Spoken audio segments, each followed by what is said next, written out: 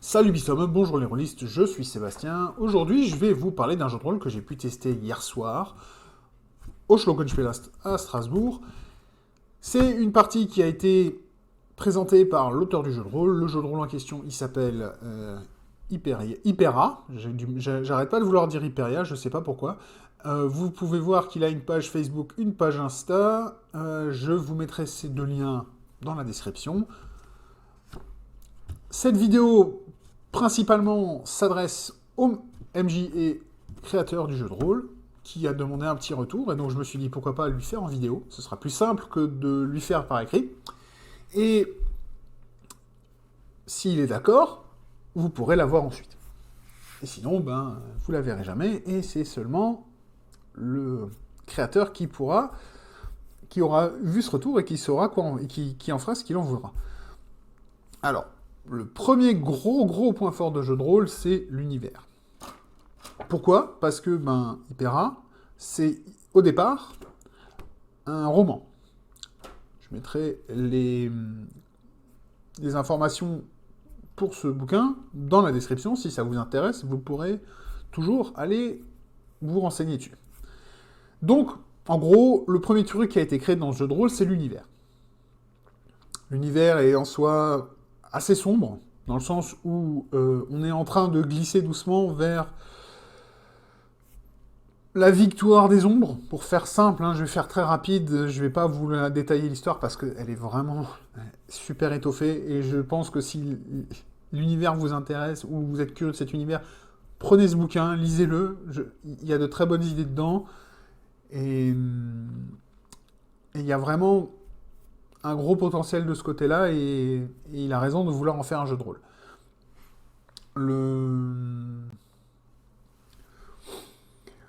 Après, au niveau de la partie, puisque c'est surtout ça dont je vais vouloir parler,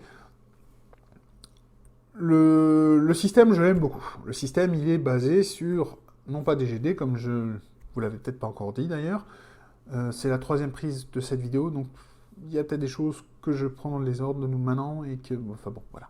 Passons. Et le système est sympa parce qu'en fait, vous lancez pas de dés, comme c'est marqué, jeu de rôle sans dés, héroïque Dark Fantasy. Et à la place de jeter les dés, il y a quand même une grosse portion d'aléatoire dans le jeu, mais c'est en piochant des jetons dans une sacoche, dans une petite besace. Et c'est ça qui va définir le résultat de vos tests. Dans ces jetons que vous allez piocher, il y en a plusieurs. Il y a le jeton qui vous ramène un succès. Il y a le jeton du coup précis, qu'il a appelé ça, qui ramène 2 succès. Il y a le jeton de votre dieu qui va interagir, enfin qui va agir. Et ensuite, il y a les 2 échecs. Il y a l'échec classique qui rapporte 0. Et le jeton des ombres qui fait que c'est la divinité des ombres qui va venir foutre sa merde dans votre GT. La corruption va à ce moment-là frapper, et vous allez d'ailleurs corrompre votre personnage à chaque fois que vous piochez ça. Et c'est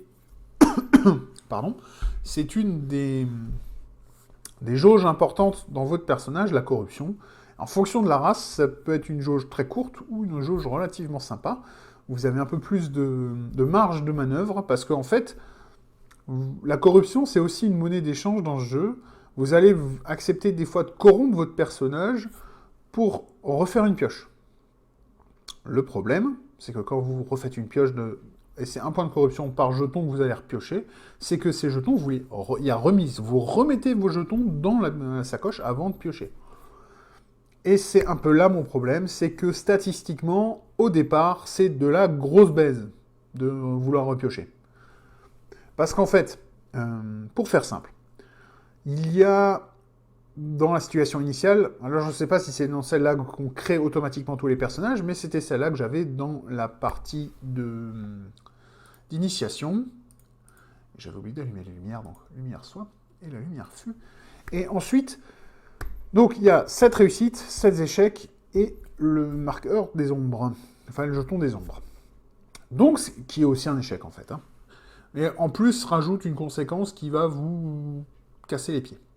Donc, en fait, vous avez 7 victoires, enfin 7 succès, pardon, pour 7 et 7, 14 et 1, 15.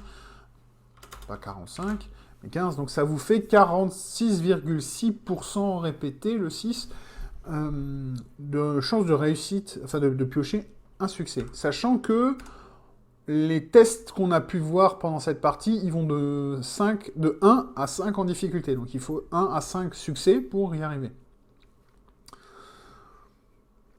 Et vos statistiques, du moins quand vous démarrez, vous avez 7 caracs dans le jeu, enfin sur votre personnage, et elles vont de 1 au maximum à 14, et vous démarrez en gros avec un point partout, et vous avez ensuite 7 points à répartir. Donc généralement, ce que les joueurs vont avoir tendance à faire, c'est aller chercher un 4 ou un 5, et après des 2 ou des 3 pour essayer de... Enfin moi c'est ce que j'ai fait, j'ai mis un 4 et 2, 3. Ce qui fait que vous avez un perso qui est très fort sur deux ou trois tests, et vous avez les 4 autres. Donc là, moi, j'avais 3 tests qui étaient bons, et les 4 autres, j'ai tiré qu'un. Alors l'avantage, c'est que quand vous tirez autant de succès que vous avez dans cette carac, vous allez monter d'un cran. Donc, par exemple, j'avais un en survie, enfin, à la carac qui est liée à la compétence de survie. J'ai réussi à piocher mon succès, et comme j'avais autant de succès que de points dans la carac, ben, j'ai monté d'un cran, je suis passé au niveau 2. Et si je veux passer au niveau 3, il faudra que je pioche 2 succès la prochaine fois que je fais ce test. Et donc vous comprenez que ça va être de plus en plus difficile d'y arriver, statistiquement. Et en plus, vous ne pouvez pas dépasser le niveau 8 tant que vous ne rajoutez pas des succès dans votre besace. Succès que vous pouvez rajouter en dépensant les points d'XP. Donc voilà. Tout ça, c'est très sympa. Mais comme je disais, la remise, c'est pas rentable en fait. Vous payez en corruption pour le droit de piocher, et en plus, vous avez statistiquement, généralement, à part si vous avez pioché que des échecs, et à ce moment-là, vous avez de bonnes chances de piocher des réussites, mais en gros, vous aurez toujours plus de chances de repiocher un échec que de repiocher un succès. Sauf si votre personnage est plus avancé et vous avez déjà pu acheter des pions de réussite et des pions de divinité qui vous permettent en fait de rajouter des succès dans votre besace. Mais sinon, si vous gardez la configuration par défaut, c'est pas bon de décider de repiocher un jeton. Donc, il y a les joueurs qui auront un peu ce côté joueur, justement, qui voudront le vouloir et qui vont être corrompus super vite pour très peu de résultats positifs, ce qui est hyper frustrant à mon avis. En tout cas, c'est comme ça que moi je le vois. Hein. Et de l'autre, ben, il va y avoir des joueurs comme moi qui... Alors en plus, j'avais pris un perso dont la race me donnait 4 points de corruption, ce qui est rien du tout, sachant que la jauge maximum elle est à 14 et que les humains sont à 7, et je crois qu'il y a une autre race qui doit être à 8 ou 9, une connerie comme ça. Donc, enfin, de ce que j'ai cru voir en regardant les fiches perso des autres joueurs, mais j'ai pas fait d'études approfondies, hein, c'est vraiment juste les retours que j'ai pu voir en regardant les fiches autour de moi. Et donc ça, et si vous remplissez cette jauge, il va se passer quelque chose de très gênant pour votre personnage. Il va y avoir des conséquences relativement graves. Vous allez avoir un malus casse-pied qui va vous tomber dessus, je pense. Donc voilà. Ça ne veut pas dire que votre perso est mort ou quoi que ce soit. C'est juste dire qu'à chaque fois que vous remplissez votre jauge de corruption, vous allez au-devant de saloperies. Et je suppose que pour se débarrasser de ces saloperies, il va falloir faire une fichue quête. Et ça va pas être facile à faire. D'ailleurs, je ne sais pas comment est-ce qu'on se débarrasse des points de corruption, parce que on n'a pas eu le temps de l'aborder pendant la partie, parce que on n'avait pas trop le temps. On s'est un peu fait avoir par la montre, dans cette partie-là. Et l'autre point qui est sympa dans ce système, c'est revenir à l'idée d'avant, c'était cette notion que votre personnage il va très vite progresser au début. Il va monter en puissance relativement facilement, et ça c'est très sympa, c'est très agréable. Bien sûr, au fur et à mesure que vous allez avancer, ça va être de plus en plus dur à faire, puisqu'il faut piocher autant de succès que votre niveau dans la carac, et à un moment, ça va être quasi impossible, hein, puisque pour passer niveau 8, il faut piocher les 7 succès, et donc on commence à 7 sur 15, puis 6 sur 15, puis 5 sur 15, puis 4 sur 15, puis 3 sur 15, puis 2 sur 15, puis 1 sur 15. Pardon, pas 15 d'ailleurs, c'est une erreur de ma part, excusez-moi. Oula, on va boire un coup. Bon, je disais, correction. 7 sur 15, puis après, vous avez 6 succès sur 14, puis après 5 sur 13, et ainsi de suite, jusqu'à 1 sur 8. 1 sur 8. Non, 1 sur 9, puisqu'il y a toujours le jeton des ombres. Donc, vous voyez, c'est de plus en plus difficile. Je pense que vous devez avoir les ratios de probabilité qui sont affichés à l'écran. Donc voilà. Mais dans l'ensemble, c'est très sympa, parce que votre perso, du moins au début, il va progresser, c'est vraiment agréable. Et vous êtes récompensé pour essayer de faire des choses, en fait. Ça c'est génial. Vous essayez de participer, vous essayez de contribuer à faire progresser l'histoire, et vous êtes récompensé pour avancer. Donc, bravo. C'est un super bon système, j'adore. C'est une bonne idée, et je m'en veux de ne pas avoir trouvé un système équivalent pour Silbertal, mais ça collerait pas. Il faudrait une refonte complète du système, et je vais pas faire ça maintenant pour piquer cette idée, mais c'est une très très bonne idée, bravo. Ensuite, pour en venir... Alors, je vais arrêter de tartiner sur le système, parce que c'est pas l'intérêt premier de la vidéo. L'intérêt premier de la vidéo, je sens que ça va être une vidéo à long cours, hein, je vous préviens tout de suite. Et le truc principal, c'est, sur ça qui a demandé, c'est surtout un retour en tant que joueur et par rapport au maître du jeu. Alors, effectivement, la création de perso est assez rapide au début du jeu, mais pour un one-shot, j'ai été curieux et j'ai voulu créer un perso pour avoir une idée du système. Effectivement, ça m'a aidé à comprendre. Comme généralement je le fais pour comprendre un système, moi je crée un perso. Et là, ça m'a aidé. Le problème, seul point négatif que moi j'ai eu, c'est qu'on commence à empiler des feuilles. Alors on ne sait pas trop à quoi elles servent au début, c'est pas très parlant. Et en plus, quand moi j'ai choisi la race de mon personnage, j'ai reçu une page A5, donc une demi-feuille normale, plastifiée, imprimée recto verso relativement dense, qui m'expliquait l'apparence physique et la culture et la société de la race dans laquelle je vis. C'est du texte qui est très important à mettre dans le jeu de rôle, dans le bouquin. Ça sert à rien de donner un mur de texte comme ça à vos joueurs, à ces joueurs au début d'une partie, surtout si c'est pour un one-shot, parce que vos joueurs, ils vont faire ce que moi j'ai fait. Je l'ai pris en main, je l'ai regardé, j'ai vu qu'il y avait 2-3 mots, 2-3 termes en gras, je les ai lus sans chercher à comprendre de quoi ça parlait. J'ai retourné, j'ai regardé la société et la culture de ce perso, pareil, j'ai vu des mots-clés en gras, j'ai vu un peu qu'il y avait des compétences et des équipements qui étaient un peu ratios, je les ai vus, j'ai bien aimé, et par contre, je l'ai reposé et je ne l'ai plus jamais lu. Et je ne vais pas prendre le quart d'heure, 20 minutes qu'il faut pour lire ça. Non, déjà qu'on est sur un one-shot dans une partie publique où généralement le temps est critique. Là, en plus, la montre n'a pas joué en notre faveur. Il y a des retards qui ont été accumulés, donc c'était d'autant plus pénible. En plus, la création de perso, on a démarré tard, le jeu a avancé, donc... Le gros problème, c'est peut-être le point le plus dur, et c'est toujours ça en tant qu'MJ, c'est le contrôle du temps. Et il faut tout faire pour rapidement démarrer le jeu et ne plus s'arrêter. Enfin, s'arrêter le moins possible. Le but, c'est de ne pas briser le flow de la partie. La mise en place, malgré le matériel de fou furieux que nous avait ramené le MJ, puisqu'il avait ramené des cartes qu'il a faites à la main sur du papier, des feuilles, je crois que ça devait être du A1 ou du A0, donc des feuilles du A1, je pense.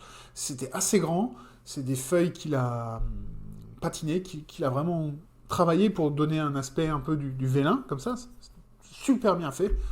Avec les cartes, pareil, dessinées à la main, de l'univers, les différentes zones, le continent sur lequel on joue, la zone, une ville, le fort duquel on est parti, où on a récupéré notre quête, notre mission. Donc voilà, ça c'est... Waouh! Moi, en tant qu'habitude, je ne ferai jamais ça. Hein. Ça, c'est 10-15 heures de boulot, je pense, minimum. Et ça mérite le respect rien que pour ça. Ensuite, il a ramené d'autres matériels. Déjà, il a ramené tous les petits jetons. Enfin, là, c'était les petits cristaux en plastique de différentes couleurs pour marquer les jetons qu'on pioche. Donc, super. Dans des petites bourses faites à la main, en plus. Waouh! De ce côté-là, c'est un des points forts de ce MJ. le matériel qu'il ramène est impressionnant. Le contrôle du temps, c'est le plus dur à faire. Même moi, c'est encore un de mes problèmes. Et c'est là où ça a pêché hier soir. Comme dit, ce que je peux conseiller en tant que MJ, vraiment ne pas parler du tout de création de perso, donner des pré-tirés.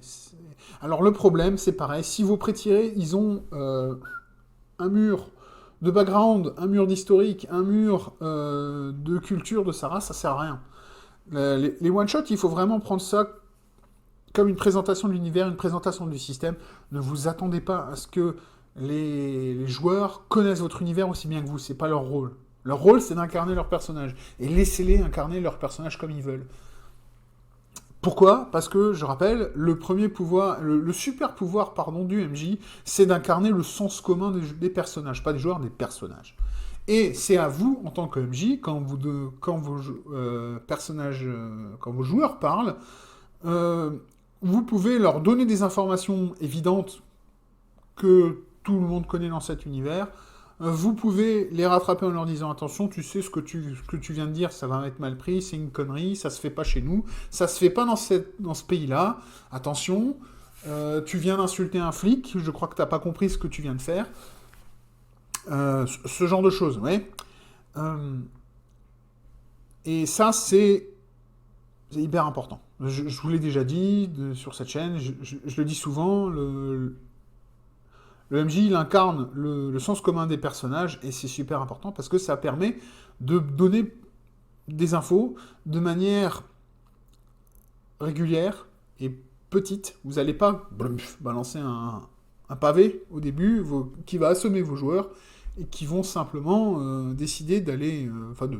d'éteindre le cerveau et de vous laisser parler, et un quart d'heure après, quand vous avez fini, il rallume, tiens, oui, pardon, et puis en gros, c'est entré là, c'est ressorti là, hein, voilà. Donc ça sert à rien. Laissez les joueurs vivre dans votre univers, ne vous attendez pas à ce qu'ils incarnent les personnages que vous avez créés de la manière que vous vous attendez. Donnez-leur juste des stats, donnez-leur quelques mots, quelques grandes lignes. Genre, si ça doit être écrit, c'est 2 ou 3 paragraphes, c'est vraiment pas plus. Hein. Et encore, les paragraphes, c'est je voudrais dire 2-3 phrases, pas plus. Vraiment. Surtout si vous avez des relations entre les personnages, c'est ça qui est important à décrire, parce que ça va aider les joueurs à souder le groupe, à consolider le groupe au départ, surtout dans un one-shot, surtout avec des joueurs, enfin une partie publique avec des joueurs qui se connaissent pas. Donc ça, c'est important. Mais ne pas...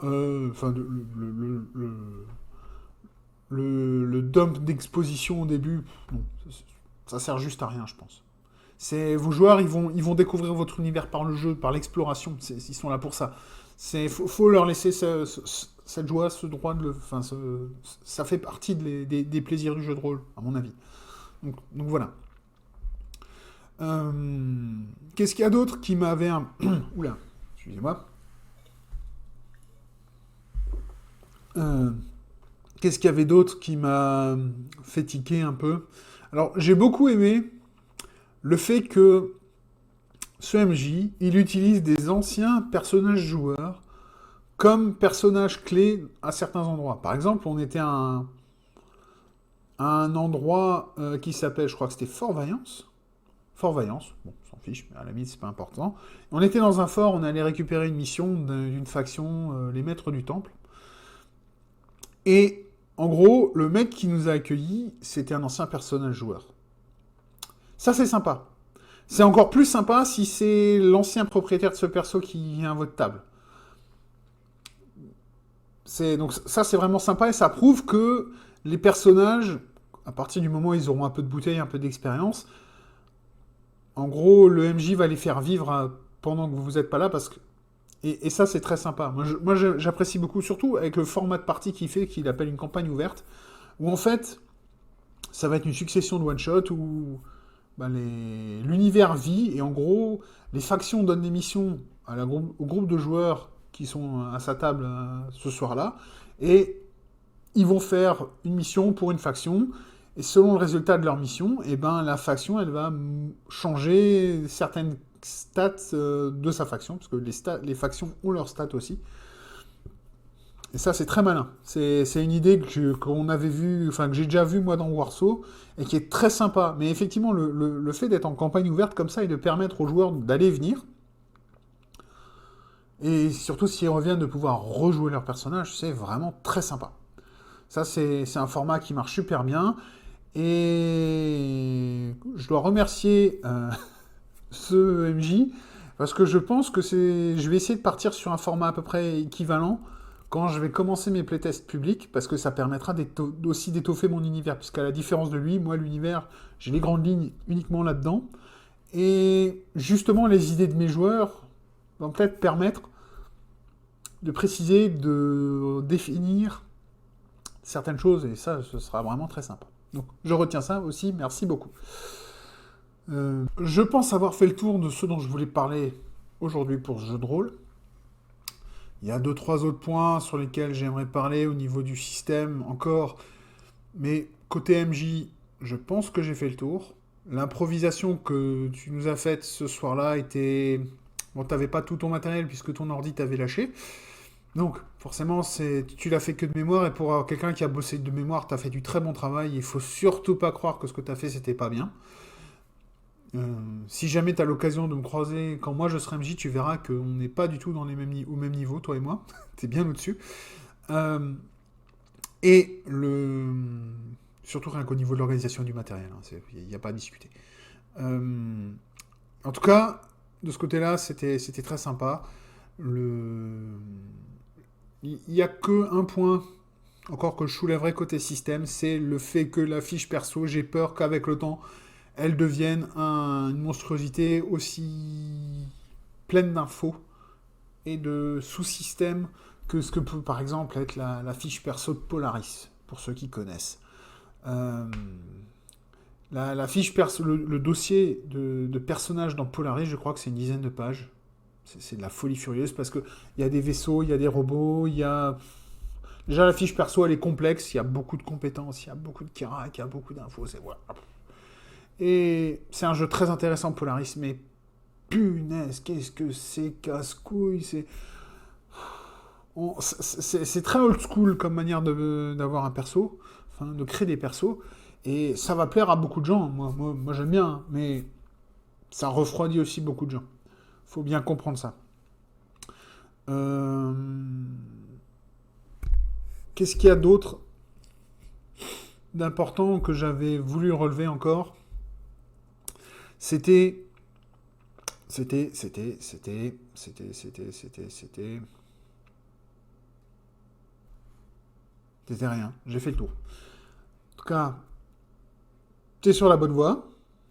J'ai vraiment passé une très bonne soirée, comme dit. On s'est fait surprendre par le temps. Moi, j'aurais sans aucune difficulté, malgré le fait qu'on jouait en soirée, ça m'aurait pas gêné de me lever à minuit de cette table et de devoir rentrer à pied. Donc, on va avoir beaucoup de chance. Mais c'était vraiment une partie agréable. Je sais que je reviendrai à cette table de jeu. Je le sais. C'est un JDR que je vais vouloir continuer à explorer. Et il a beaucoup de potentiel. Il va lui falloir au moins 1 ou 2 passes de ponçage pour dégrossir certains systèmes, et puis un peu de vernis pour le rendre vraiment bien. Mais il y a de très très bonnes idées. Il faut continuer à pousser ça. Faut peut-être... Alors j'allais pas dire simplifier, mais il faut peut-être trouver des moyens pour rendre certains trucs plus intuitifs. Parce que, comme dit, il y a des pièges en fait dans la création de persos dans ce système, et il faut bien faire attention à ça. J'aime bien l'idée d'évolution de personnages par palier, où c'est libre, en gros, hein, on choisit, comme dit, il y a 6 ou 7 paliers, chaque palier a 6 ou 8 options, il vous en faut 4 pour passer au palier suivant. Enfin, pour avoir accès au palier suivant, ça ne veut pas dire que vous passez, vous avez accès. Et ça, c'est très sympa. Parce qu'en gros, vous pouvez rusher quelque chose si vous avez envie. Ou bien vous pouvez essayer de construire large votre perso et rester vider un palier avant de passer au suivant. Si c'est deux manières de construire son perso qui, à mon avis, se valent. C'est deux stratégies. Il y en a un, vous allez faire un perso un peu plus généraliste, l'autre, vous allez en faire un spécialiste. Ou en tout cas, vous allez le rendre très efficace sur un point et sur le reste, il va pêcher. Alors que l'autre, il va assurer sa base, il va passer au suivant, il va améliorer sa base, et comme ça, il va construire par strat son personnage. Donc ça, c'est intéressant. C'est deux stratégies qu'il faut explorer, voir si ça va. Ce que moi, je conseillerais, surtout au début, pour éviter la paralysie analytique, ou les joueurs qui se retrouvent dépassés parce que submergés de système, c'est peut-être, pour le premier palier, donc le palier à 7 points, de le faire linéaire. Et d'expliquer ce que chaque palier fait, enfin ce que chaque élément fait. Et comme ça, les joueurs vont comprendre l'important après de choisir. Comme ça, en fait, ils découvrent tous les systèmes, les sous-systèmes qui débloquent. Il comprend ce que ça ramène. Et après, il se dit, ouais, moi je veux ça, moi je veux ça. Mais il faut d'abord le montrer, en fait. Si on ne le montre pas, si les joueurs n'ont pas l'intuition de comprendre ce que ça ramène, parce qu'ils ont de l'expérience en tant que joueurs de jeux de rôle, de jeux vidéo, d'autres choses, eh ben, ils vont pas savoir quoi faire. On voit, enfin, j'ai cette impression, moi, quand j'ai joué, que c'est un joueur de jeux vidéo qui a fait ce jeu de rôle. Et je dis pas ça en mal. Je sais qu'il y en a beaucoup, quand ils disent ça, ils le disent en mal. Moi, je le vois, c'est pas en mal. Il y a beaucoup de systèmes, mais on sent que c'est un jeu qui gagnerait à être automatisé, en fait. Où la progression de perso et tout ça, elle gagnerait à être automatisée. Ce serait le jeu de rôle parfait à faire sur Roll20 ou sur une autre table virtuelle où on peut automatiser beaucoup de choses. Je pense. Donc voilà, c'est très sympa, mais il faut penser que tous les joueurs ne sont pas des experts, que tous les joueurs ne sont pas des gens qui ont beaucoup de bouteilles. Il y a aussi des gens qui n'ont aucune expérience. Et si on leur met ce jeu de rôle dans les mains, avec tous les systèmes en tant que première expérience, ils vont ramer.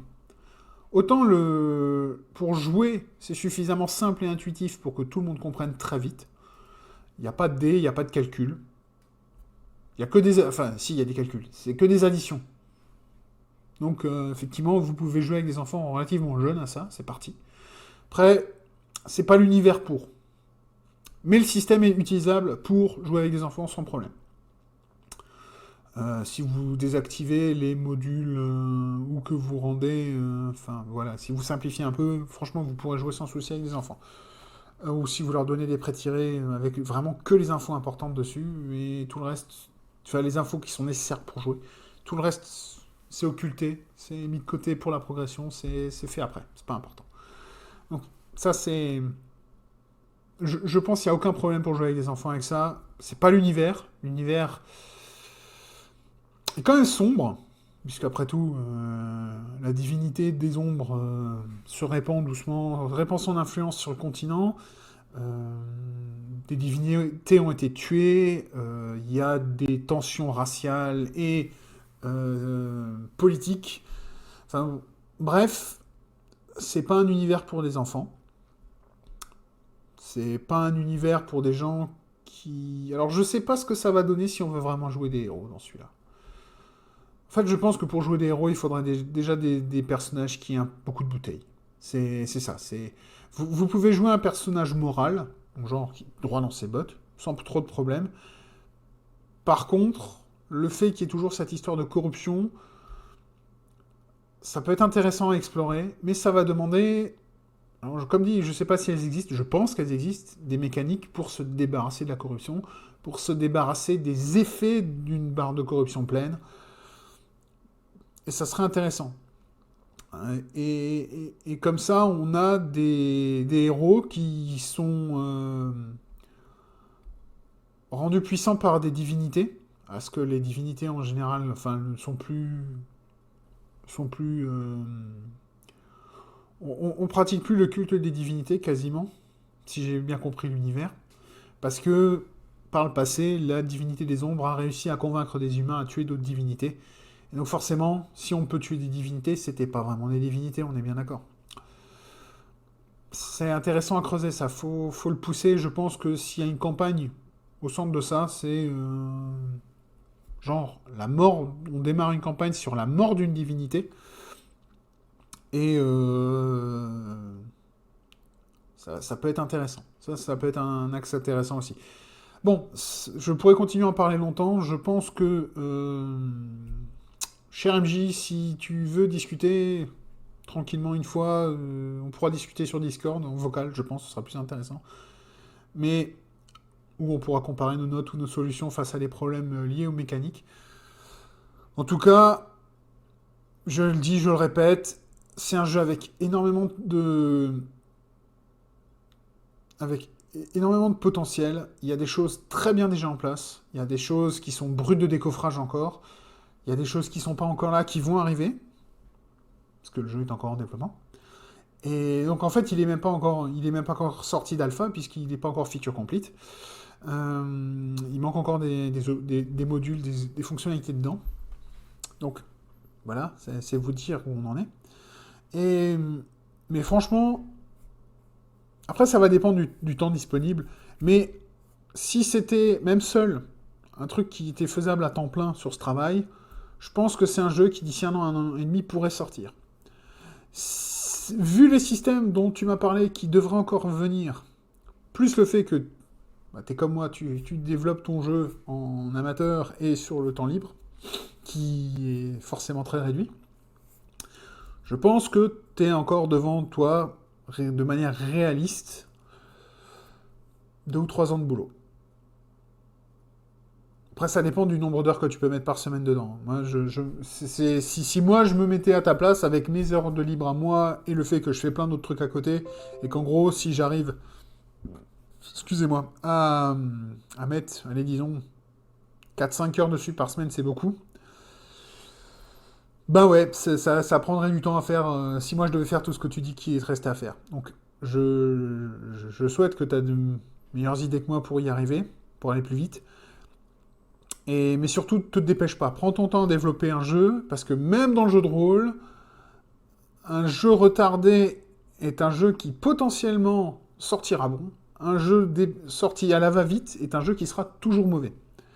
Et il faudra attendre une V2 pour avoir une chance de corriger le tir. Le problème, c'est que la V2, il faudra retrouver un éditeur et il faudra retrouver des gens qui ont confiance en toi après un jeu qui n'était pas forcément bien fini au début. Donc, surtout si c'est une première édition, faut pas avoir peur de prendre le temps. Alors ouais, je sais, c'est frustrant. Mais vaut mieux prendre son temps et faire un truc propre. Alors, je parle pas parfait, hein. Je parle pas parfait. Je parle juste d'avoir que les mécaniques que tu voulais mettre dedans soient complètes et plaisent aux joueurs qui l'ont testé. Donc voilà. Bon, ça va faire 35 minutes. Je pourrais continuer à parler encore longtemps là-dessus. Ça me donne une idée pour quelque chose d'autre d'ici 6 mois, peut-être. Faut que je vois, que je réfléchisse un peu à ça. Mais Papa DM, il m'a donné une idée là. Donc, et là, cette discussion, ce que j'ai vécu là, hier soir, ça m'en donne une autre. On va voir s'il y a moyen de creuser l'idée. Je vous en reparlerai d'ici quelques mois quand j'aurai le temps de peaufiner ça. En attendant, merci beaucoup pour votre attention, surtout si vous avez vu jusqu'ici, merci beaucoup. En espérant que vous la verrez, cette vidéo. Et je vous dis à la prochaine fois avec une vidéo qui parlera de je ne sais pas quoi pour le moment. En tout cas, à la prochaine fois. Peace next to all.